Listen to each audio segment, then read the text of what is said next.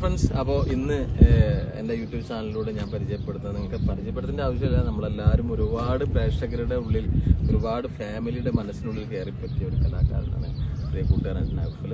അപ്പോൾ നൗഫലിൻ്റെ കുറച്ച് ഈ ഒരു ഫീൽഡിൽ വന്നതിന് ശേഷമുള്ള അനുഭവങ്ങളും അദ്ദേഹത്തിൻ്റെ കുറച്ച് രസകരമായിട്ടുള്ള കുറച്ച് നല്ല മറുപടികൾക്ക് വേണ്ടി കാത്തിരിക്കുന്ന പ്രേക്ഷകർക്ക് വേണ്ടിയുള്ള ഒരു സ്റ്റാർ ചാറ്റാണ്. അപ്പോൾ നൗഫലെ, എൻ്റെ വളരെ കുറച്ച് ചോദ്യങ്ങൾ. ഓക്കെ. അതിന് നൗഫലിനെ പ്രേക്ഷകർ ഇതുവരെ അറിയാത്ത കുറെ കാര്യങ്ങൾ ഉണ്ടായിരിക്കാം നൗഫലിനെ കുറിച്ച്. പ്രേമ മാത്രം ചോദിക്കുന്നത് കാരണം ഈ നമ്മളെ ഫീൽഡിൽ എന്താ പറയാ, ഞാനടക്കം നൗഫലിന് മുമ്പ് അറിയാമെങ്കിൽ പോലും ഇപ്പൊ ഈ നമ്മൾ അടുത്തറിയുന്നത് ദുബായിലേക്കുള്ള നമ്മളുടെ എൻട്രിയിലാണ്. ശരിക്കും പറഞ്ഞാൽ അതിന് അവസരം കൊടുക്കുക നമ്മളെ ഫാസ്റ്റിന് കുടിക്കും. അപ്പോൾ എനിക്കിവിടെ വന്നപ്പോൾ തോന്നിയത് നൗഫലിനെ കുറിച്ച് ഒരുപാട് കാര്യങ്ങൾ അറിയുന്നു. കാരണം നൗഫലിന്റെ ടിക്ടോക്ക് പേജുകളൊക്കെ ഭയങ്കര റീച്ചാണ്. ഏകദേശം ടിക്ടോക്ക് 15 മില്യൺ ആണ്. അതുപോലെ തന്നെ ഇൻസ്റ്റാഗ്രാം ആണെങ്കിലും അല്ലെങ്കിൽ മറ്റുള്ള സോഷ്യൽ മീഡിയ വ്ളോഗാണെങ്കിലും അതുപോലെ തന്നെ മറ്റുള്ള സുഹൃത്തുക്കളെ ഈ ഫീൽഡിലേക്ക് അല്ലെങ്കിൽ അവരും കൂടി തന്നിലൂടെ ഉയർന്നു വരണം, അല്ലെങ്കിൽ പല ചാനലിലും സഹകരിക്കുന്ന ഒരു കലാകാരൻ. അപ്പോൾ അങ്ങനെ നിങ്ങളുള്ള ഇഷ്ടം കൊണ്ടുള്ള ഒരു സ്റ്റാർ ചാറ്റ് കൂടിയാണ്. അപ്പോൾ എൻ്റെ ചോദ്യങ്ങൾ എന്ന് വെച്ചാൽ, ഒന്ന്, ഈ ഫീൽഡിൽ അല്ലെങ്കിൽ ഈ ഒരു കലാജീവിതത്തിലേക്ക്, കാരണം നൗഫലിൻ്റെ കുറേ തുടക്കത്തിൽ വീഡിയോസ് ഞാൻ കണ്ടിട്ടുണ്ട്, ഈ ചുമട്ട് തൊഴിലാളിയായിട്ട് അല്ലെങ്കിൽ കൽപ്പണി, കുറേയൊക്കെ നിങ്ങൾ ഇഷ്ടപ്പെടുന്ന കല്ലൊക്കെ പൊക്കി വിടുന്ന കുറേ സംഭവങ്ങൾ, അതിൽ അങ്ങനെ ഇരുന്നിരുന്ന ഒരു നൗഫൽ വളരെ പെട്ടെന്ന് തന്നെ സോഷ്യൽ മീഡിയയിലേക്ക് എത്തുകയും അല്ലെങ്കിൽ കലയോടുള്ള ആ ഒരു ഫീൽഡിലേക്ക് എത്തുകയും അതിൽ ഉണ്ടായ അനുഭവങ്ങളൊക്കെ ഒന്ന് പ്രേക്ഷകരുമായിട്ടൊന്ന് പങ്കുവെക്കാം. ഒരിക്കലും ഈ സോഷ്യൽ മീഡിയ എന്ന സംഭവം എൻ്റെ പ്രൊഫഷൻ അല്ല. എൻ്റെ ഒരു പ്രൊഫഷൻ എന്താന്ന് വെച്ചാൽ, എനിക്കൊരു ഭയങ്കര ആഗ്രഹമായിരുന്നു ഒരു മിലിറ്ററി, ഒരു ആർമി ആയിരുന്നു എൻ്റെ സ്വപ്നം ഉണ്ടായിരുന്നത്. ഒരു ആർമി ആയിരുന്നു സ്വപ്നം ഉണ്ടായിരുന്നത്. അത് ഞാൻ എല്ലാ ഇന്റർവ്യൂവിലും കാര്യങ്ങളിലും പറയുന്നുണ്ട്. കാരണം അത്രത്തോളം ഞാനത് ആഗ്രഹിച്ചൊരു ജോലിയല്ല. കാരണം രാജ്യത്തിനോട്, കാരണം ചെറുപ്പത്തിലൊക്കെ തന്നെ വെടിയേക്കാൾ പട്ടാളം അങ്ങനെയൊക്കെ ഒരു സംഭവം സിനിമ കണ്ടിട്ടും ആ ഇതിലൊരു ക്രൈസ് പോയി. അതിന് രാവിലെ നീച്ചിട്ട് നല്ലോണം ഹാർഡ് വർക്ക് ചെയ്തിട്ടും എനിക്കൊക്കെ ഫസ്റ്റാണ് ഓട്ടത്തിൽ കിട്ടിയത്. പക്ഷെ എന്തോ രാവിലത്തെ ഹാർഡ് വർക്കും കാര്യങ്ങളൊക്കെ ചെയ്തോണ്ടാന്ന് അറിയില്ല, ആ നേരത്തെ എനിക്കൊരു പനി ഉണ്ടായിരുന്നു. അങ്ങനെ ഞങ്ങൾ മെഡിക്കലിന് പോയപ്പോൾ ഞാൻ മെഡിക്കലിന് ഫെയിലായി, മഞ്ഞപ്പിത്തായിരുന്നു. അങ്ങനെ ആ ടൈമിൽ കോഴിക്കോട് വെച്ചിട്ടാണ് റിക്രൂട്ട്മെന്റ് ഉണ്ടായിരുന്നത്. അപ്പോൾ അന്ന് തന്നെ ഒരുപാട് പേര് റിക്രൂട്ട്മെന്റ് ഉണ്ടായ സ്ഥിതിക്ക് നമുക്ക് മെഡിക്കൽ തന്നു. പിന്നെ വിളിക്കലും കാര്യങ്ങളൊന്നും ഉണ്ടായില്ല. പിന്നെന്താ വെച്ചാൽ അപ്പോഴേക്ക് ഏജിന്റെ ഒക്കെ ഒരു ഇഷ്യൂ ഉണ്ടായി. ഞാൻ ജനറൽ ഡ്യൂട്ടിക്കാണ് കൊടുത്തിരുന്നത്, അതായത് ജനറൽ ആയിട്ടാണ് കൊടുത്തിരുന്നത്. അതിനുള്ള വിദ്യാഭ്യാസം നമുക്ക് അപ്പം ഉണ്ടായിരുന്നുള്ളൂ. കാരണം ഇപ്പോൾ ഓരോ ആർമിക്ക് ഓരോ പൊസിഷനിൽ ഓരോ വിദ്യാഭ്യാസം, ഇപ്പോൾ അതിൽ ഓരോ വിദ്യാഭ്യാസവും കാര്യങ്ങളും നമ്മൾ 10ാം ക്ലാസ്സിലെ ലെവലിലാണ് അന്ന് കൊടുത്തത്. അപ്പോൾ എന്തായാലും അത് കിട്ടാതായപ്പോൾ ആകെ മാനസികമായിട്ട് തകർന്നു പോയി. പിന്നെ എനിക്ക് ട്രൈ ചെയ്യാൻ തോന്നിയില്ല. എല്ലാതും കിട്ടി മെഡിക്കലിൽ ഒരു വിധി എന്നുള്ള ലെവലിൽ ഞാൻ അങ്ങനെ വിട്ട്. പിന്നെ അങ്ങനെയാണ് കൽപ്പണിക്ക് ഇറങ്ങുന്നത്. കൽപ്പണിക്ക് അതിന് മുന്നേ ഞാൻ പാർട്ട് ടൈം ആയിട്ട് ഇറങ്ങിയായിരുന്നു. അപ്പോഴൊക്കെ ഞാൻ ഹെൽപ്പർ, നമ്മുടെ കൽപ്പണി എടുക്കുമ്പോൾ ഹെൽപ്പറിൽ നിന്നാണ് അങ്ങനെ എത്തുക. അങ്ങനെ ഞാനൊരു 3-4 മാസം ഹെൽപ്പറായി. പിന്നെ എനിക്ക് ആ പണി പഠിക്കണമെന്ന് ഭയങ്കരമായിട്ട് ഇൻട്രസ്റ്റ് ആയി. പിന്നെ ആ പണിയിൽ ഭയങ്കരമായിട്ട് കോൺസെൻട്രേറ്റ് ചെയ്തു. അങ്ങനെ ഇവർക്ക് ഉള്ള സാധനങ്ങൾ ഇപ്പോൾ പണി എടുക്കുകയാണെന്നുണ്ടെങ്കിൽ, ഇപ്പോൾ നമ്മുടെ നാട്ടിൽ കലവാന്നാണ് പറയുക, ഏത് ഈ മട്ടി, മണലും സിമെന്റും മിക്സ് ചെയ്യുന്ന സംഭവം.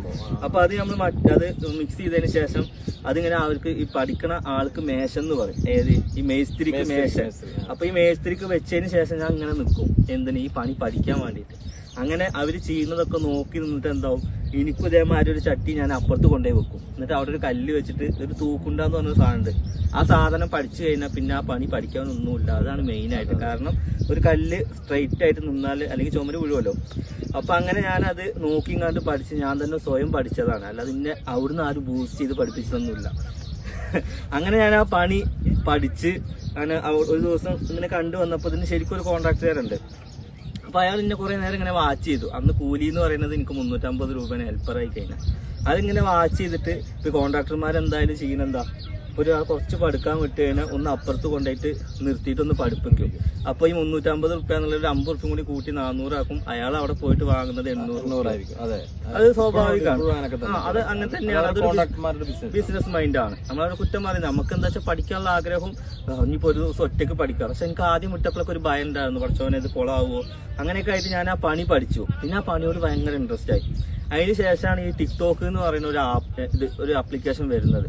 അങ്ങനെ ടിക്ടോക്കിൽ ആപ്ലിക്കേഷൻ വന്നതിന് ശേഷം എന്താക്കി, ഞാൻ ജസ്റ്റ് എല്ലാവരും വീഡിയോ ചെയ്യുന്നുണ്ട്. അപ്പോൾ നമ്മൾ ഒഴിവ് സമയങ്ങളിൽ ഞാനും ചെയ്യൽ തുടങ്ങി. ഫസ്റ്റൊക്കെ നാട്ടിൽ നിന്നൊക്കെ ഫുള്ള് കളിയാക്കല്, വിമർശനങ്ങളും കാര്യങ്ങളൊക്കെ ആയിരുന്നു. അപ്പം ഞാൻ ആദ്യം നല്ല രീതിക്ക് ടിക്ടോക്ക് ചെയ്തു. എങ്ങനെ എല്ലാവരും ചെയ്തമാതിരി കണ്ണാടൊക്കെ ഇട്ടിട്ട് പാൻറ്റും കോട്ടും ഷൂട്ടൊക്കെ ഇട്ട് ടിക്ടോക്ക് ചെയ്തപ്പോൾ 2 ലൈക്ക് 3 ലൈക്ക് 4 ലൈക്ക് അത്ര വ്യൂസ് ഉണ്ടാകുന്നുള്ളൂ. ഒരു ദിവസം എന്തോ ഒരു ഇതിൽ ഞാൻ ഉച്ചക്ക് വെയിലത്ത് നിന്ന് പണിയെടുക്കുക. അവിടെ നിന്നാണ് ബ്രേക്ക് ത്രൂ. അങ്ങനെ പണിയെടുക്കുന്ന ടൈമിൽ നല്ല മേത്തൊക്കെ ഇങ്ങനെ മണ്ണൊക്കെ ആയിട്ട് ഇരിക്കുകയാണ്. അപ്പം നമ്മൾ ഈ പണിയെടുക്കുന്ന സാധനത്തിൻ്റെ പേര് ചട്ടുകം, പിന്നെ കരണ്ടി. അപ്പം ഞാൻ എന്താക്കി, ഞാനിങ്ങനെ നല്ല വയർത്ത് കുളിക്കുമ്പോൾ എൻ്റെ അധ്യയനം ഇങ്ങനെ മണ്ണും ചളിയും ഒക്കെ ഉണ്ട്. അത് ഞാൻ ഈ ചട്ടവും കൊണ്ട് ഇങ്ങനെ വലിച്ചിട്ട് ഇങ്ങനെ ഉണ്ടാക്കിയപ്പോൾ ചളിയും മണ്ണും വയർപ്പൊക്കെ പാടങ്ങോട്ട് പോയി. ആ ഒരു വീഡിയോ 1 മില്യൺ ആയി. അതാണ് ബ്രേക്ക് ത്രൂ. അതാണ് ബ്രേക്ക് ത്രൂ. പിന്നെ ഞാൻ എന്താക്കി, നമ്മൾ ഏതൊരാളും ചെയ്യുന്ന കാര്യമാണ്, ഏത് കാര്യത്തിനാണോ റീച്ച് വെച്ചാൽ ആ കാര്യം പിന്നെ കണ്ടിന്യൂ ചെയ്യും. അത് ഞാൻ അങ്ങനെ കണ്ടിന്യൂ ചെയ്തു. അപ്പോൾ എനിക്ക് ആ പണിയിൽ നിന്ന് കുറച്ചും കൂടി ഒന്ന് ചട്ടുകോതൊക്കെ പിന്നെ തോന്നി കല്ലുമ്പോൾ കുറച്ച് അഭ്യാസം കാണിക്കാന്ന്. അങ്ങനെ ഞാൻ ഫസ്റ്റ് കല്ല് എടുത്ത് ഞാൻ എറിഞ്ഞു. അങ്ങനെ പോയതാണ് ഈ കാലിൻ്റെ നഖം. ഇതപ്പോഴും ഇതടുത്ത കുറേ അങ്ങനെ പോയതാണ് കാലിൻ്റെ നഖം. പിന്നെ ഞാനത് ഉപേക്ഷിച്ചില്ല. പിന്നെ ഞാനത് കറക്കിയിട്ടിട്ട് ആ വീഡിയോ പ്രേക്ഷകർ അറിയേണ്ട മറ്റൊരു ചോദ്യമാണ്. കാരണം എന്താ വെച്ചാല് ശരിക്കും പറഞ്ഞു കഴിഞ്ഞാല് ടിക്ടോക്കില് ടോപ്പ് റേഞ്ച് ഇപ്പൊ അക്കൗണ്ട് ഓൾറെഡി ഇപ്പൊ ഞാൻ അത് പാസ്വേഡ് എനിക്കറിയില്ല. ആ ഒരു ടിക്ടോക്കിന്റെ ശരിക്കും പറഞ്ഞ ടിക്ടോക്കില് ഏറ്റവും കൂടുതൽ പ്രേക്ഷകരുള്ള ഏകദേശം 15 മില്യൺ ഫോളോവേഴ്സ് ഉള്ള 15 മില്യൺ ഫോളോവേഴ്സ് അല്ല, ലൈക്ക് അത് നമ്മള് ഈ ഗൾഫിലാട്ടാ. നമ്മുടെ നാട്ടിലില്ല. നാട്ടിൽ ഒരുപാട് മില്യൺസ് ഉള്ള ആൾക്കാരുണ്ട്. ഗൾഫിൽ ഏറ്റവും കൂടുതൽ ലൈക്സ് ഉള്ള 15 മില്യൺ ലൈക്സ് ഉള്ള ഒരു ടിക്ടോക്കർ കൂടിയാണ്. എന്താണ് അതിനുശേഷം ടിക്ടോക്കിൽ വന്നിട്ടുള്ള പ്രവാസികൾ അല്ലെങ്കിൽ ഏറ്റവും കൂടുതൽ പ്രേക്ഷകർ ടിക്ടോക്കിൽ വന്നതല്ലേ? ഏറ്റവും കൂടുതൽ സപ്പോർട്ട് എന്ന് വെച്ച് കഴിഞ്ഞാൽ എനിക്ക് പ്രവാസികൾ ഉണ്ടായിരുന്നു. കാരണം എന്താന്ന് വെച്ച് കഴിഞ്ഞാല് പ്രവാസി ഞാൻ ഇവിടെ നമ്മൾ കണ്ടതാണ്. നമ്മൾ ദുബൈയിൽ നിൽക്കുന്നത്. നിങ്ങളുടെ ഫാൻസും അല്ലെങ്കിൽ ഫാൻസിനും ഒക്കെ എത്രത്തോളം റീച്ച് ഉണ്ടെന്ന് നമുക്ക് മനസ്സിലായിട്ടുണ്ട്. കാരണം അന്യ നാട്ടിൽ നിന്ന് ഇവിടെ വന്ന് നിൽക്കുമ്പോൾ ഒരാൾ നമ്മളെ തിരിച്ചറിയാന്നുണ്ടെങ്കിൽ വലിയ കാര്യമാണ്. കാരണം നമ്മൾ വിമാനങ്ങൾ താണ്ടിയിട്ട് അങ്ങോട്ട് വരുന്നത്. അപ്പൊ എന്താ വെച്ചാൽ അതൊക്കെ ഭയങ്കര സന്തോഷമാണ് കേട്ടോ. ഞാൻ ഉറങ്ങണ ഉറക്കത്തിൽ പോലും എന്റെ അടുത്ത് ഒരാൾ വന്ന് സെൽഫി എടുക്കുന്നു ഞാൻ വിചാരിച്ചിട്ടില്ല. കാരണം ഞാനൊരു മമ്മൂട്ടിയുടെ മോനോ ഇതിന്റെ അങ്ങനെ ഒരു പ്രശസ്തിയിൽ ഒരിക്കലും ഞാൻ വന്നിട്ടില്ല. ഞാൻ ഒരു വെട്ടല് കറക്കിങ് കൊണ്ടാണ് ഞാൻ എന്റെ അടുത്ത് ഒരാൾ വന്ന് സെൽഫി എടുക്കണം. ഞാൻ എപ്പോഴും കടപ്പാടുന്നത് എന്റെ പണിയെ മാത്രമാണ്. ആ പണി എനിക്ക് ആ ഒരു ലെവൽ, കാരണം ഞാൻ നല്ല രീതിക്ക് വീഡിയോ ചെയ്തിട്ട് ഞാൻ കയറിയിട്ടില്ല. കാരണം ആ പണിയെ ഇഷ്ടപ്പെട്ട് ഒരു സഹതാപം എന്ന് പറയൂലേ, ആ സഹതാപം കൊണ്ടാണ് ആളുകൾ എന്താ എന്നെ ഇഷ്ടപ്പെട്ടത്. മലയാള തനിമയുള്ള നാച്ചുറൽ ആയിട്ട് നല്ല രീതിക്ക് ഞാൻ അതേമാതിരി കണ്ണാടിയൊക്കെ ഇട്ട് ചെയ്തപ്പോൾ ഒരാളും എന്നെ അക്സെപ്റ്റ് ചെയ്തില്ല. ഞാൻ എന്റെ ജോലി കാണിച്ച് ചെയ്തപ്പോഴാണ് എനിക്ക് എന്താ. പക്ഷെ അതിന് ഒരുപാട് വിമർശനം വന്നിട്ടുണ്ട് സാറേ. ഒരുപാട് വിമർശനങ്ങൾ വന്നിട്ടുണ്ടോ ചോദിച്ചാൽ നല്ല വിമർശനം വന്നു. ഈ പണി കാണിച്ച് ലൈക്ക് കാണിക്കുകയാണ്. ഞാൻ ഒരു കാര്യം പറഞ്ഞു, ഒരു പ്ലാറ്റ്ഫോമിൽ ഒരാൾ ചെയ്യണമെന്ന് ചോദിച്ചാൽ ഒരു വീഡിയോ ചെയ്യണം. അയാള് വീഡിയോ ചെയ്യുന്നത് ലൈക്കിന് വേണ്ടി മാത്രമാണ്, അല്ലാതെ വേറെ ഒന്നും അതിന് എല്ലാവരും ചെയ്യുന്നത് ലൈക്കിന് വേണ്ടിയിട്ട്. അപ്പൊ പണി കാണിച്ച് ലൈക്ക് വാങ്ങാന്നുണ്ടെന്നുണ്ടെങ്കിൽ അത് നമ്മൾ അധ്വാനിച്ചിട്ടാണ് ലൈക്ക് വാങ്ങുന്നത്, അല്ലാതെ വെറുതെ അങ്ങോട്ട് ഒരു പണി ചെയ്യാതെ നമ്മൾ ഒരിക്കലും ലൈക്ക് വാങ്ങുന്നില്ല. ഓക്കെ, നമ്മൾ നമ്മുടെ പണി കഴിഞ്ഞതിന് ശേഷം നമ്മൾ ലൈക്ക് വാങ്ങി. ഈ ടിക്ടോക്കിന് ശേഷം പിന്നെ നൗഫല് നമ്മളെല്ലാവരും ചെയ്തുകൊണ്ടിരിക്കുന്ന ഇൻസ്റ്റാഗ്രാമിലാണ്. ശരിക്കും ഇൻസ്റ്റാഗ്രാമിൽ നമ്മൾ വിചാരിക്കുന്ന പോലെയല്ല ആള് ഭയങ്കര പുലിയാണ്. കാരണം ഒരുപാട് അദ്ദേഹത്തിന്റെ പാട്ടുകൾ തന്നെ മറ്റുള്ളവർ എടുത്ത് ചെയ്തിട്ടും, കാരണം ഒരുപാട് പ്രേക്ഷകരുള്ള ഒരു കലാകാരൻ കൂടിയിട്ടാണ്. അപ്പൊ ഇൻസ്റ്റാഗ്രാമിലെ കൂട്ടുകാർ അല്ലെങ്കിൽ ഇൻസ്റ്റാഗ്രാമിലെ താങ്കളുടെ സൗഹൃദങ്ങള്, ഇൻസ്റ്റാഗ്രാമിൽ കിട്ടുന്ന നിങ്ങളുടെ സപ്പോർട്ട്, അതിനെ കുറിച്ചൊക്കെ പ്രേക്ഷകരോടൊന്ന് പറയാം. എനിക്ക് സത്യം പറഞ്ഞാൽ ആദ്യം ഒരു ഇൻസ്റ്റാഗ്രാം ഉണ്ടായിരുന്നു. ഈ ടിക്ടോക്ക് പോയപ്പോൾ ഞാൻ ഇൻസ്റ്റാഗ്രാം ഓപ്പൺ ചെയ്തപ്പോൾ അത് പെട്ടെന്ന് അടിച്ചു കയറി ഒരു 78 ഒരു 100 കേലക്ക് ആവാൻ വേണ്ടി കാത്തിരിക്കായിരുന്നു. ഞാനും കാത്തിരിക്കായിരുന്നു.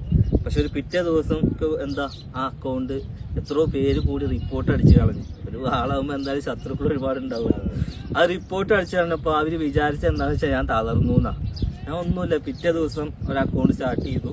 അപ്പൊ ആ അക്കൗണ്ടിനേക്കാൾ ഇരട്ടി റീച്ചാണ്. അതാണെന്ന് വെച്ചാൽ ഇന്നെ തളർത്താൻ വിചാരിച്ച ആളുകൾ തളർത്തിയാലും പക്ഷെ എന്നെ സപ്പോർട്ട് ചെയ്യുന്ന ആൾക്കാർ ഞങ്ങൾക്കൊന്നും ഒരിക്കലും മനസ്സിലായിട്ടില്ല. കാരണം ഇവിടെ വന്നതിന് ശേഷം ഒരുപാട് സുഹൃത്തുക്കൾക്ക് ഇൻസ്റ്റാഗ്രാമിലൊക്കെ റീച്ച് ഉണ്ടാക്കി കൊടുക്കാൻ ഒരുപാട് സഹകരിച്ച അല്ലെങ്കിൽ സഹായിച്ച ഒരു മനുഷ്യനാണ്. നമ്മൾ നേരിൽ കണ്ട് അനുഭവിച്ചാണ് പല സുഹൃത്തുക്കളും, പ്രവാസി സുഹൃത്തുക്കളും.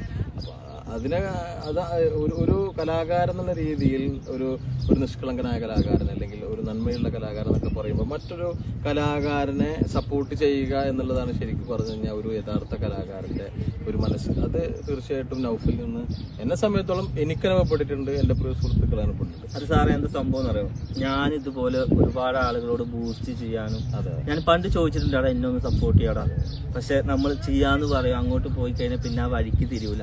പിന്നെ എന്നെ സപ്പോർട്ട് ചെയ്തത് എന്താ വെച്ചാൽ പ്രേക്ഷകരാണ്. പിന്നെ ഞാൻ ഇന്നേ വരെ ആരോടും പോയിട്ട് എന്താ സെലിബ്രിറ്റികളോട് അന്നത്തെ സംഭവത്തിൽ ഇന്നൊന്ന് ബൂസ്റ്റ് ചെയ്യും ഞാൻ പറഞ്ഞിട്ടില്ല. പിന്നെ എന്റെ ബൂസ്റ്റിന്റെ ഉമ്മ മാത്രമാണ്. ഞാൻ എന്ത് വർക്ക് ചെയ്യുകയാണെങ്കിലും ഉമ്മയും മോനും നൗഫൽ ഉമ്മയെ കുറിച്ച് പറയുമ്പോൾ നൗഫലിനോട് എനിക്ക് ചോദിക്കാനുള്ള മറ്റൊരു കാര്യം എന്ന് വെച്ചാൽ ഇപ്പോ വ്ളോഗാണ്. വ്ളോഗില് ഉമ്മയും മകനും എന്ന് പറയുന്ന ഒരു അടിപൊളി വ്ളോഗ് ചാനലുണ്ട്. എന്ന് വെച്ചാൽ കേരളത്തിലെ അല്ലെങ്കിൽ കേരളത്തിന് പുറത്തൊക്കെയുള്ള പ്രവാസി മലയാളികളായിക്കോട്ടെ, അല്ലെങ്കിൽ നമ്മുടെ നാട്ടിലെ മലയാളി കുടുംബങ്ങളായിക്കോട്ടെ, ഫാമിലികളായിക്കോട്ടെ, ചെറിയ കുട്ടികളായിക്കോട്ടെ, ഒരുപാട് ജനഹൃദയങ്ങളിലേക്ക് കയറിക്കൂടിയ ഒരു ചാനലും അല്ലെങ്കിൽ അദ്ദേഹത്തിന്റെ സാധാരണത്വം തുളുമ്പുന്ന ആ ഒരു വീഡിയോസ് ഒക്കെ ഇഷ്ടപ്പെടുന്ന ഒരുപാട് പ്രേക്ഷകരുണ്ട്. എന്നുവെച്ചാൽ ഒരു അത്യാവശ്യം നമ്മൾ പുറത്തൊക്കെ ഇറങ്ങി കഴിഞ്ഞാൽ അത്യാവശ്യം പ്രേക്ഷകരുള്ള ഒരാളാണ് നൗഫൽ. നൗഫലിന്റെ ഉമ്മയും മോനും എന്ന് പറയുന്ന ചാനലിൽ നൗഫലിന്റെ ഉമ്മയുമായിട്ടുള്ള വളരെ സൗഹൃദത്തിലായിട്ടുള്ള വീടിനുള്ളിലെ കാര്യങ്ങൾ അല്ലെങ്കിൽ വീടുമായി പരിസരത്തുള്ള ഒരുപാട് നല്ല വീഡിയോസാണ് ശരിക്കും പുറത്തു വന്നുകൊണ്ടിരിക്കുന്നത്. അപ്പോൾ എനിക്ക് ഉമ്മയും മകനും എന്ന് പറയുന്ന ചാനലിനെ കുറിച്ചുള്ള ഒരു അവലോകനം പ്രേക്ഷകർക്ക്. ഉമ്മയും മോനും എന്നുള്ള ചാനൽ എന്ന് വെച്ച് കഴിഞ്ഞാൽ സത്യം പറഞ്ഞാൽ ആദ്യം ഇതൊരു നൗഫൽ TKD എന്ന് പറഞ്ഞൊരു യൂട്യൂബ് ചാനലായിരുന്നു. നൗഫൽ TKD എന്ന് പറഞ്ഞ ചാനലിൽ സത്യം പറഞ്ഞ ഒരു റീച്ച് ഉണ്ടായിരുന്നില്ല. അപ്പോൾ ഞാൻ ഉമ്മാനെ വെച്ച് റീച്ച് ആക്കി എന്ന് പറയല്ല, സത്യത്തിൽ ഞാൻ എന്താ വെച്ചാൽ പിന്നെ എനിക്ക് തോന്നി എല്ലാവരും ഫാമിലി വ്ളോഗ് തുടങ്ങി. എൻ്റെ കല്യാണം കഴിഞ്ഞിട്ടില്ലായിരുന്നു, എല്ലാവർക്കും പറയുന്ന കാര്യമല്ലേ. അപ്പോൾ ഞാൻ എന്താക്കി, ഉമ്മാക്ക് സത്യം പറഞ്ഞാൽ യൂട്യൂബ് എന്താണ്, ഇത് സംഭവം സോഷ്യൽ മീഡിയ എന്താണെന്നൊന്നും ഉമ്മാക്ക് അറിയില്ല. ഉമ്മാനോട് ഞാൻ ചോദിക്കുന്ന കാര്യങ്ങൾ സത്യം പറഞ്ഞ ഉമ്മ പച്ചയ്ക്ക് പറയും. ഞാനതൊക്കെ വീഡിയോ ആക്കിയിട്ട് യൂട്യൂബിലിട്ടു. അപ്പൊ ആളുകൾ എന്താ വെച്ചാൽ ആ ഒരു ഉമ്മയുടെ ഒരു സംസാരവും ഒരു നമ്മളിപ്പോ എല്ലാ റിയൽ ലൈഫാണ് ഞാൻ എന്റെ ചാനലിൽ കാണിച്ചത്. കാരണം എല്ലാ ചാനലിലും ഒന്നിലേക്ക് മേക്കപ്പ് ചെയ്തൊരു കസാലയിൽ വന്നിരിക്കും, അങ്ങനെയൊക്കെ ക്യാമറ ശരിക്കും വിളിക്കും, ഇങ്ങോട്ട് നോക്കാതെ അതിലേക്ക് നോക്കുന്നേ കാണുന്നുണ്ടോ, ക്യാമറ കറക്റ്റാണ്. അപ്പൊ എന്താ വെച്ചാൽ ഉമ്മ എന്താക്കണ വെച്ചാൽ ഉമ്മ പറയുന്നത് എന്താ വെച്ചാൽ ഉമ്മാക്ക് തന്നെ അറിയൂല ഇത് സോഷ്യൽ മീഡിയ ആണ്, ഇത്ര ആളുകൾ കാണുന്നു ഉമ്മാക്ക് അറിയൂല. സത്യത്തിൽ എന്താ വെച്ചാൽ ഉമ്മ പിന്നീടാണ് ഉമ്മ അറിയുന്നത്. എപ്പോഴാണെന്ന് അറിയോ, ഉമ്മാനായിട്ട് ഞാനൊരു നേർച്ചയ്ക്ക് പോയി. അപ്പൊ ഉമ്മാനായിട്ട് നേർച്ചയ്ക്ക് പോയപ്പോ ആളുകള് ചെറിയ മക്കളൊക്കെ ഉമ്മാടെ പിന്നിൽ ഇങ്ങനെ ഫോട്ടോ എടുത്ത് നടക്കുകയാണ്. അപ്പൊ ഉമ്മ ആകെ കുടുങ്ങി, എന്താ സംഭവം എന്ന് ഉമ്മാക്ക് അറിയുന്നില്ല. അങ്ങനെ ഉമ്മ എന്റെ അടുത്ത് പറഞ്ഞു ആ കുട്ടികളൊക്കെ എന്നെ ഫോട്ടോ എടുത്ത് നടക്കുകയാണ് പറഞ്ഞു. അപ്പൊ ഞാൻ പറഞ്ഞു അതൊക്കെ എടുക്കും, ഇനിയിപ്പോ നിങ്ങൾ അങ്ങനെയൊക്കെ അയക്കണെന്ന് പറഞ്ഞു.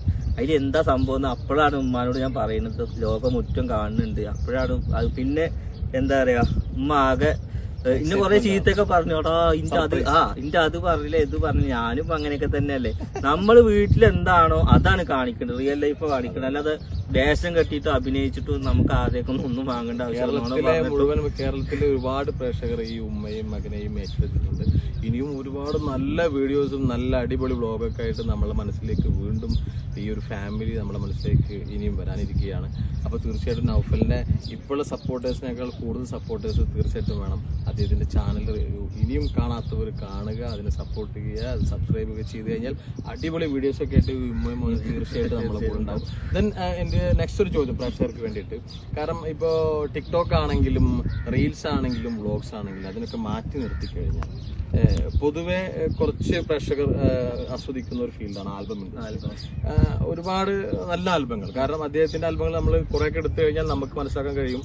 കാരണം ഇപ്പോൾ ഞാനും കുറേയൊക്കെ ആൽബങ്ങൾ അഭിനയിച്ചാണെങ്കിൽ പോലും വളരെ വളരെ എന്താ പറയുക സക്സസ്ഫുൾ ആയിട്ട് അല്ലെങ്കിൽ ഡിഫറെൻ്റ് ആയിട്ട് അല്ലെങ്കിൽ ചോയ്സ് വളരെ നല്ല പാട്ടായിരിക്കും, നല്ല വിഷ്വലായിരിക്കും, അങ്ങനെയുള്ള കുറച്ച്, കാരണം നല്ലതാണെങ്കിൽ ഒന്നും മതി എന്നാണെങ്കിൽ വളരെ കുറച്ച് ആൽബങ്ങളാണെങ്കിലും ആ ആൽബങ്ങളൊക്കെ ജനങ്ങൾ സ്വീകരിച്ച ആൽബങ്ങളാണ്. എന്താണ് ഈ 3 കാറ്റഗറിയിൽ നിന്നും ആൽബത്തിലേക്ക് വന്നപ്പോൾ ഉണ്ടായ അനുഭവം പ്രേക്ഷകർ? ആൽബത്തിൽ സത്യം പറഞ്ഞാൽ ചെറുപ്പം മുതലുള്ള ഒരു ആഗ്രഹമാണ് നമ്മളെ ഓരോ ആൽബം ആർട്ടിസ്റ്റ് ചെയ്യുമ്പോൾ എനിക്കത് മാറി ഒന്ന് ചെയ്യാൻ കഴിയുന്നത്. അന്നൊക്കെ ഞാൻ സെക്കൻഡ് ആയിട്ടാണ് ചിന്തിച്ചിട്ടുള്ളൂ അവരപ്പോൾ ചെയ്യാന്നുള്ളത്. പക്ഷെ ഇങ്ങനെ മെയിൻ റോള് കിട്ടും, ഒരു നായകനായിട്ട് കിട്ടുമെന്ന് സ്വപ്നത്തിൽ വിചാരിച്ചിട്ടില്ല. പിന്നെന്താന്ന് വെച്ച് കഴിഞ്ഞാൽ ആൽബത്തിലേക്ക് വരാൻ കാരണം എന്താ വെച്ചാൽ ഇപ്പോൾ ഞാൻ പറഞ്ഞല്ലോ ഒരു ആഗ്രഹപ്പുറത്ത് കയറി വന്നതാണ്. പിന്നെ അതേമാതിരി സാറ് പറഞ്ഞു നല്ല സോങ്ങുകൾ എടുത്ത് ചെയ്യാം. നമ്മൾ പ്രേക്ഷകർക്ക് ഒരു സാധനം നമ്മൾ വിഷ്വലൈസ് കൊടുക്കുമ്പോൾ നമ്മൾ അയ്യേന്ന് പറയിക്കരുത് എന്നൊരു ഇതുണ്ട്. ഇനിയിപ്പോൾ വർഷത്തിൽ ഒന്നാണെങ്കിൽ പോലും നല്ല വർക്ക് നല്ല സോങ് ചെയ്യുക എന്നുള്ളത് മാത്രമാണ് ആഗ്രഹം. ഒരുപാട് നല്ല പാട്ടുകൾ നമുക്ക് തന്നിട്ടുണ്ട് കേട്ടോ. കാരണം വെച്ചാൽ നിങ്ങൾ കാണാൻ വെച്ചാൽ വ്യത്യസ്തതയുള്ള കുറച്ച് നല്ല ആൽബങ്ങളാണ്. പിന്നെ അതുപോലെ സാറേ ഇപ്പൊ ചെയ്തത് ഞാനിപ്പോ ഒരു 4 വർക്ക് ഞാനിപ്പോ ദുബായിൽ വന്നിട്ട് ചെയ്തു. പക്ഷെ ദുബായെ കുറിച്ചാണ് പറയാൻ കഴിയുന്നത്. ഷാനിഫ് ഖാന്റെ വർക്ക് ഞാൻ ആദ്യമായിട്ടാണ് ഷാനിഫ് ഖാന്റെ ഒപ്പം മുമ്പ് അറിയാം, പക്ഷെ ഡയറക്ഷൻ ആദ്യമായിട്ടാണ്. എനിക്കൊരു 1000-ൽ പരം ഡയറക്ഷൻ ചെയ്ത ഒരാളുടെ ഒപ്പം ഡയറക്ഷൻ ചെയ്തിട്ട് ഒരു വർക്ക് ചെയ്യുക എന്നുള്ളത് വലിയൊരു ഭാഗ്യമാണ്. പിന്നെ ഞാൻ മൂപ്പരൊരു പൊതുവെ അതിന് ഒരു കാരണം ഞങ്ങൾ പറയാം, ബ്രേക്ക് സോറി. കാരണം വെച്ചാൽ എന്റെ ഒരു ഭാഗം കൂടിയാണ്. കാരണം വെച്ചാൽ അതിനൊരു നല്ലൊരു അനുഭവം കൂടിയുണ്ട്. കാരണം നൗഫൽ ഫാസിലിന്റെ വർക്കുമായി ബന്ധപ്പെട്ടിട്ട് ഫാസിൽ ദുബായിലേക്കുള്ള ഒരു എൻട്രി എനിക്ക് തരുമ്പോൾ ഷാനിഫ് ഭായ് കൂടെ നൗഫൽ ഉണ്ട് കേട്ടോ. കാരണം നൗഫൽ ഞാൻ വളരെ വളരെ ആൽബങ്ങൾ കണ്ടെന്നല്ലാതെ ശരിക്കും പറഞ്ഞാൽ ഞങ്ങൾ പല വേദികളിൽ കണ്ടുമുട്ടിയിട്ടുണ്ടെങ്കിലും ഹായ് ഹലോ അങ്ങനെയുള്ള കുറച്ച് കാര്യങ്ങളല്ലാതെ അദ്ദേഹത്തെ കുറിച്ച് എനിക്കൊന്നും അറിയില്ല. പിന്നെ വരുന്നതിന്റെ തലേ ദിവസമാണ് നൗഫൽ ഭായ് പറയണത് ഷാനിഫ് ഖാ നാളെ എനിക്ക് എപ്പോഴും അറിയില്ല എൻ്റെ കൂടെ വരുന്നുണ്ട്. അതിന് ഫസ്റ്റ് ടൈം ആണെന്ന് പോലും എനിക്കറിയില്ല. അപ്പോൾ ജസ്റ്റ് ഫ്ലൈറ്റിലേക്ക് വരുമ്പോഴൊന്നും എനിക്ക് ഇദ്ദേഹത്തിന്റെ ഞാൻ പറഞ്ഞില്ല, നമ്മളെ സംബന്ധിച്ചിടത്തോളം നമ്മളൊരു ആൽബം മേക്കർ ആയതുകൊണ്ട് തന്നെ ബ്ലോഗേഴ്സ് അല്ലെങ്കിൽ ഇൻസ്റ്റഗ്രാം അങ്ങനെയുള്ള സോഷ്യൽ മീഡിയനെ കുറിച്ചൊന്നും നമുക്ക് വലിയ അറിവൊന്നുമില്ല. പക്ഷേ പുലിയാണെന്ന് എനിക്ക് സത്യം പറഞ്ഞ ദുബായിൽ വന്നത് മനസ്സിലായത്. അപ്പൊ എന്താ പറയാ ഇനിയിപ്പോ സാറേ നമുക്ക് നമ്മളിവിടുത്തെ എന്നുവെച്ചാൽ അത് ഞാൻ പറയുന്നത് വെച്ചാൽ ഞങ്ങളിവിടെ എങ്ങോട്ട് എൻട്രി ആക്കിയത് ഞങ്ങളുടെ ഫാസിൽ പുത്തമ്പള്ളി. കാരണം എൻ്റെ നാട്ടുകാരനായിട്ടുള്ള ഫാസിലാണ് ഞങ്ങൾക്ക് ഇവിടെ ഇങ്ങനെ ഷൂട്ട് ചെയ്യാനുള്ളത്. അത് പെട്ടെന്നല്ല. കാരണം ശരിക്കും പറഞ്ഞാൽ ഞാനും പ്രതീക്ഷയല്ല പെട്ടെന്നുള്ള ഒരു വരവും ഇങ്ങനെയുള്ള കുറേ വർക്കുകളൊന്നും പ്രതീക്ഷിച്ചതല്ല. എങ്കിൽ പോലും അദ്ദേഹത്തിൻ്റെ കുറച്ച് വർക്കുകൾ ചെയ്യാനുള്ള ഭാഗ്യം കിട്ടി. ഇവിടെ ഇപ്പോൾ നടന്നുകൊണ്ടിരിക്കുന്നത് ഏകദേശം 2 വർക്ക് 3 വർക്കുകൾ ഏകദേശം ഷൂട്ട് കഴിഞ്ഞു. ഇനി ഒരു ഷോർട്ട് ഫിലിം ഞങ്ങൾ ചെയ്തിട്ടുണ്ട്. അതുപോലെ തന്നെ ഇനിയൊരു ഷോർട്ട് ഫിലിമുകളും ഒരു പാട്ടും ചെയ്യാനുണ്ട്. ഇവിടുത്തെ ചെയ്ത വർക്ക്, ഇവിടുത്തെ ക്രൂ, ഇവിടുത്തെ ക്യാമറമാൻ, അല്ലെങ്കിൽ ഇവിടെ നമ്മൾ ചെയ്ത ആ വർക്കിംഗ് ബേസ്, ഫ്രണ്ട്ഷിപ്പിനെ കുറിച്ചൊക്കെ ഒന്ന് പ്രേക്ഷകരോട് വിലയിരുത്തണം. ഞാൻ പറയുന്നതെങ്കിൽ കൂടുതൽ നൗഫലിന്റെ ഫസ്റ്റ് ടൈമാണ്. ഞാൻ ഓൾറെഡി ഇവിടെ ഉള്ളത് കൊണ്ടും എൻ്റെ ഫ്രണ്ട്സൊക്കെ ഇവിടെ ഉള്ളത് കൊണ്ടും എന്നേക്കാൾ കൂടുതലുള്ള ഒരു അനുഭവം നൗഫലായിരിക്കും. സത്യത്തിൽ ദുബായിൽ വന്നപ്പോൾ എനിക്ക് ഏറ്റവും കൂടുതൽ മിസ്സായത് ഒന്ന് ഉമ്മാനെയാണ്. കാരണം എന്താ വെച്ചാൽ ഞാൻ ഉമ്മാനെ അധികം ഒന്നും വിട്ട് പിരിഞ്ഞിരുന്നിട്ടില്ല. ഏറിക്കഴിഞ്ഞ 1-2 ദിവസം. പക്ഷെ ആ മിസ്സിങ്ങിന്റെ ഇടയിലും കുറച്ച് ആനന്ദം കണ്ടെത്തുന്നത് ഇവരുടെ ഒപ്പമുള്ള ഒരു ഫ്രണ്ട്ഷിപ്പും അതേമാതിരി ഇവരുടെ നമ്മളെ ഒരു കോമഡിയാണ്. രാത്രി ഒന്നും ചിലപ്പോൾ ഉറങ്ങൽ തന്നെയല്ല ഓരോ ഫ്രണ്ട്ഷിപ്പ്. ചിലപ്പോൾ ഞാനിപ്പോൾ ദുബായിൽ നിന്ന് വിട്ടു പോകുമ്പോൾ എനിക്ക് ഏറ്റവും കൂടുതൽ മിസ് ചെയ്യുന്നത് ദുബായിത്തെ കാഴ്ചകളാവില്ല, ചിലപ്പോൾ നമ്മുടെ ഈ ഫ്രണ്ട്സിനെ എനിക്ക് ഏറ്റവും കൂടുതൽ മിസ് ചെയ്യുക. കാരണം എന്താ വെച്ചാൽ അങ്ങനെയാണ്. ഇപ്പോൾ ഒരു 10-15 ദിവസമാണെങ്കിൽ പോലും ആ 15 ദിവസം ഒരു 15 വർഷത്തെ ഓർമ്മകളുമായിട്ടാണ് ഞാൻ എന്തായാലും ഇവിടുന്ന് പടിയിറങ്ങുന്നത് ദുബായിക്ക്.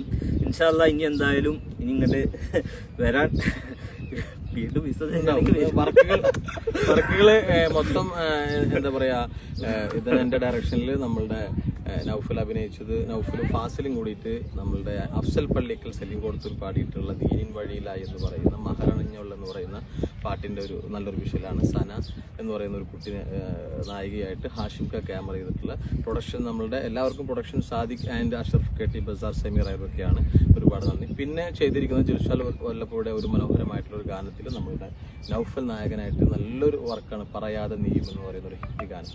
അതുപോലെ തന്നെ സലീം കൊടുത്തൂർ പാടിയിട്ടുള്ള ഒരു പഴയ ഗാനം, മെട്രോ ഗ്രൂപ്പിന്റെ ഒരു പഴയ ഗാനത്തിൽ കരയാൻ മാത്രം കൽബ് തന്നൊരു എന്ന് പറയുന്ന ഒരു ഹിറ്റ് ഒരു ഓഡിയോ സോങ്ങിന്റെ ഒരു വിഷ്വലൈസിംഗ് നമ്മുടെ ഫാസിൽ പുത്തമ്പള്ളി അഭിനയിച്ചിട്ടുണ്ട്. അതിനുശേഷം നമ്മളുടെ Jirshad Vallappuzha lyrics and music Saleem Koduthoor പാടിയിട്ടുള്ള മറ്റൊരു ഗാനമാണ്, നല്ലൊരു വിരഹ ഗാനമുണ്ട്.